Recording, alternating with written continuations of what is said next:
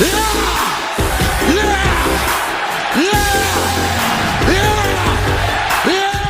party peeps, what is up? It's your boy, the best gabber in the biz. What a first episode of SmackDown post SummerSlam on the road to Bash in Berlin. A lot of stuff went down, including the OTC, our forever tribal chief Roman Reigns, wrecking everyone and leaving again on the TEMU ass bloodline. So guys, let's gab about it. First things first, let's get into how we kick things off tonight for SmackDown. Long story short, it has been made official. Cody Rhodes versus Kevin Owens for the WWE Championship will be going down at Bash in Berlin. Why? Because Cody is repaying his longtime friend in Kevin Owens for having his back this entire year and battling the bloodline. Cody has been facing a lot of adversity, especially against the whole new bloodline, all leading up to SummerSlam, and Owens even got his ass whooped for it, but he came in clutch and helped to have his buddy Cody back at SummerSlam so Cody could retain. Now, Solo wanted a rematch, but it was nah.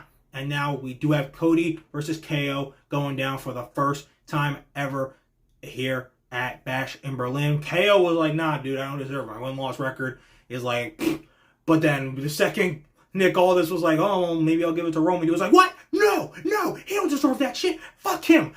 No. There's someone way more deserving than that. And Nick Aldis was like, yep, you. For psychology, bro. KO, you got. Though I will never not love his character. I'm just poking the logic holes of WWE's system. Always and it's just always so funny. I am looking forward to this match. Some people are like, yo, is KO bad to turn heel? And while on one hand, I'd be totally fine with that. Because then, KO can win the title as a heel and then maybe even go on to defend against Sammy at some point, next year's WrestleMania.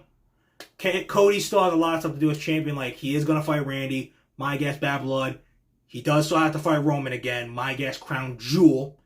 And then he does have to fight The Rock. Again, my guess finally happens at Royal Rumble. And then Reigns will get Screw Rock. How we get to that, I'll explain later. And then my prediction is I would love to see Sammy and Cody battle it out in next year's Mania for the WWE title. Because Cena will be busy with Gunther and winning that world title, so I feel like Sammy and Cody are the two most over guys in the company, and since WrestleMania 38, they've been going like this, even through teaming with each other a million times. I feel like it's finally time for them to collide, and Zayn and Cody almost beating Cody, losing to Zayn and a passing of the torch. I'm like, dude, here you go, you're the guy now, after beating me, because Sammy would deserve it. But guys, basically, just for this moment right now, Cody KO Bash in Berlin is going to be fantastic. I cannot wait for it. Though, while KO will, always, bring the fight like he always does, the American Nightmare will not be walking out of the Bash in Berlin PLE without his WWE Championship. Speaking of championships, guys, let's get into the new United States Champion, LA Knight. Yeah! We finally crowned his first challenger for that beautiful title. Again, I'm guessing Bash in Berlin. Hopefully, it is Santos Escobar. Escobar. See, it's not working, bro. But what is working is LA Knight's new theme. It's pretty much the same kind of vibe, but it was good, especially because it wasn't made by Def Rebel. Yeah, we win. But in all seriousness, the match with Santos versus Andrade was super dope. But I do find it hilariously ironic, when I saw that match as being a U.S. title number contenders match. Because it's perfectly ironic that Melo, because he's feuding with Andrade, which, this is what you get. This is what you get, Andrade, for thinking you were hot shit and you were above Melo. You ain't. You're going to lose the rest of this series because Melo is him. All right, back to the focus. Melo is going to be the one to eventually take the United States Championship off of LA Knight. So I feel like it's just perfectly ironic that he screwed over Andrade for over the first shot at LA Knight when he's going to be the one to literally take the title off LA Knight in the near future. Because, again, he is him. But LA Knight and Escobar, it's going to be a great match. And like we all know, LA Knight is going to have a fantastic reign as champion until he gets dethroned by the better man, the more fantastic athlete, Carmelo Hayes at WrestleMania 41 or whenever it happens. Because Melo is him. And when he shoots, he don't miss. And man, I ain't gonna freaking miss a moment when he has that U.S. title around his waist someday. I need it! Guys, we're talking about more championships. Let's get into the tag team titles. Yeah, our fears have, if you haven't, I've been realized if you haven't been paying attention, Jacob Fatu is in a walking boot. So it looks like they pretty much are using the Freebird rule of Tonga Loa and Tama Tonga as the tag team champions. And whatever's left of them, we'll get to that in a little bit, they will have to defend the tag team title against the winner of the Street Profits versus DIY. Crazy notes are coming off this match because they're coming into that match next week is that Street Profits literally have not been tag team champions in like 3.5 years, which is insane to me. And due to the fact of the Jacob Fatu situation and the fact that literally the DIY side plates are still in the tag team titles, which maybe that's just because they haven't changed. I don't know. Maybe it's been hectic. Maybe they just haven't changed them yet. I've kind of felt like the Bloodline really wasn't going to hold the tag team titles for that long.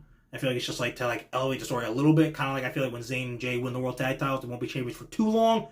I kind of feel like whoever wins this match could potentially win. If it's the Street Profits, I'll maybe feel like it less. Only because I just feel like WWE is not going to give them the tag team titles. And just a side note, I noticed Montez Ford's contract is up in December. And I'm guessing Dawkins is too because they've been a tag team this whole time. Honestly, no BS. If they don't win the tag team titles against the Bloodline, don't just be on the lookout and don't be surprised if we hear reports of Street Profits potentially leaving WWE to go to AEW, where by that time I believe the tag team divisions of both companies will begin to start thriving again. But if I'm being really honest, I would kind of want to see DIY get the tag titles back, even if it's not right away, only because they were only changed for 29 days. They're still over as shit, and I really want them to get those tag titles so that then I can get my prediction of them losing the tag team titles later on in the year to Pretty Deadly. Yes, boy! Can we get that musical? Please. But we'll see how it goes. Either way, DIY versus the Street Profits is going to be fantastic.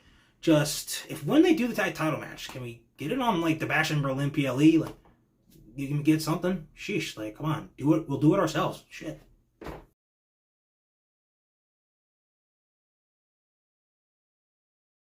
Okay, guys, so I said after what was left of the tag team champions in Tonga Loa and Tama Tonga, there's not that much left because they literally just got their ass beaten. Like, Roman Bass just made them his bitch. Like, that was just brutal. He beat Solo's ass. He beat Tama Tonga's ass. He beat Tonga Loa's ass. Tonga Loa, I feel like he got, like, extra beaten up with the steel chair shots because I feel like everyone was like, yo, bro, start fucking hitting your spots. Right, because it's like, bro, we've seen Tonga Loa mess up like so many different like easy spots since freaking coming to WWE. Like, I almost feel like he's doing it on purpose because there's just no way.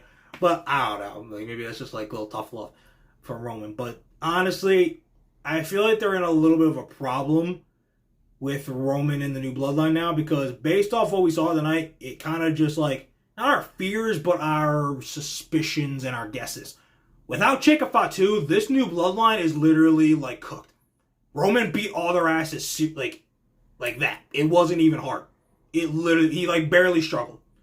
Like, so, honestly, like, Jacob Fatu was the only person that had a legit shot of, like, taking down Roman Reigns, beating his ass. Like, if he was here tonight, like, not hurt, I think Reigns would have, like, laid him out with a Superman punch. He would have got up, like, instantly, and then, like, laid him out, like, a couple times, got him good, a few punches in, so, like, yeah, good job. And then Reigns would have laid him out standing tall, but we were like, okay, Jacob has a shot because everyone else got their ass picked, but Jacob was the one that stood tall, like, for a brief moment. Nobody literally barely did that, like, in this. Like, Roman beat their asses, like, no problem, and the reason that is a problem is because the whole point of this story is for Reigns to have to need help to go out and seek help to deal with this new Bloodline because he can't do it on his own. Like, that's why he'll need to have Jimmy back and why he'll have to go and recruit Jay and Sammy to come back because he can't do it on his own. But as we saw tonight, he clearly can do it on his own because like, this TEMU bloodline, this fake-ass bloodline, is just weak without Jacob Fatu. So honestly, when Roman and Solo fight, no outside interference from those two should even cause Solo to win because Reigns should just be like, fuck that, bro. Like, in story, like, after that, how do you explain that? Honestly, his schedule is now clear because he finished up with filming his movies and he was going to be part of the story regardless because I think he's going to fight Cody at some point and I think WrestleMania 41 is Roman versus this person. I think they are going to probably call The Rock back to make it seem like he's going to help maybe side with Roman, but then he's going to help Solo and join the new Bloodline as the final boss, kind of like how we saw in the build-up to WrestleMania 40, like its final boss and Tribal Chief side by side, not really one leader over the other. The Rock would really have more of a leadership over Solo Sikoa. I feel like that's the only way right now to where Roman will be like, shit, I need help. Because he's like, dude, Rock, are you serious? And now we're going to go get help. Because right now, they got to do something. Like, Roman can literally just smash these guys over and over again. Like, he wrecked everyone and is leaving. Like, I don't know. But Solo, all you fools, that's what you get for fucking around. You just found out when you mess with the OTC. The pop was incredible. I can't wait for the acknowledgement next week. This is what happens when you mess with the original, the forever and always our tribal chief. Throw them ones back up to the sky. Roman Reigns. Cinema. Alright, party peeps. That is SmackDown. We are done. Put it in the rearview mirror. We are done. We still got a few weeks left until the Bash in Berlin PLE, but it is shaping up to be a good one. But before we get to there, we got All In going back to Wembley Stadium. That shit is going to be awesome. And after then, another incredible night of action from AEW, where the best wrestle, it will be Danielson versus Swerve. Title versus career for the AEW World Championship. Will Swerve cement it as his house, or will Danielson find a way to go out on top one last time as he begins to stare into the sunset of his legendary wrestling career? Guys, you're not going to want to miss any of these shows going down. You're certainly not going to want to miss what your boy, the best gabber in the biz, has to say afterwards. So keep on liking and damn sure keep on subscribing. And keep on remembering, most of all, that when it comes to talking wrestling, who better to gab with than Gabe? All right, guys, I hope you enjoyed the first SmackDown back with our tribal chief. We're going to have another one next week. We're going to hear that acknowledge me. And man, it's going to hit just like everything he was doing as babyface tonight. But until then, deuces puces, and I will see you guys after Raw this Monday for 2 out of 3 falls, more Judgment Day drama, and you know how Gunther maybe tries to convince Randy that he's somehow street trash. So until then, you guys, deuces puces, and I'm out of here.